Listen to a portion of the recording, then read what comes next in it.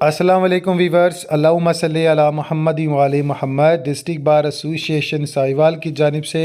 तमाम वकला बरदरी के लिए लेटेस्ट अपडेट्स 15 नवंबर 2025 को एक लेटेस्ट नोटिफिकेशन जारी किया गया, जिसको अपडेट किया जाएगा। इससे कबल तमाम चैनल पर न्यू आने वाले व्यूवर से गुजारिश है, काइंडली चैनल को सब्सक्राइब, बेल आइकन को प्रेस लाजम करें ताकि फील्ड से रिलेटेड अपडेट्स आपको मिलती रहें। नोटिस बाबिद तगीराती रेफरेंस तमाम मोअज़्ज़िज़ मेंबरान बार साहिवाल को इस बात की इतला दी जाती है कि साल 2025 में वफ़ात पाने वाले वकला साहिबान के लिए बार इंतज़ामिया मोरखा 19 नवंबर 2025 बरोज़ बुध वह वक़्त 11 बजे दिन बार हाल में तागीराती रेफरेंस मुनक़द करवा रही है। साल 2025 में वफ़ात पाने वाले दर्जा झेल वकला साहिबान Chaudhry Mohammad Hussain advocate, Mohammad Jameel Shahzad advocate, Chaudhry Mohammad Siddique Atiq advocate, Chaudhry फ़रग इकबाल एडवोकेट, मोहम्मद आरफ जो है जब्बी एडवोकेट, मिस अनम एडवोकेट,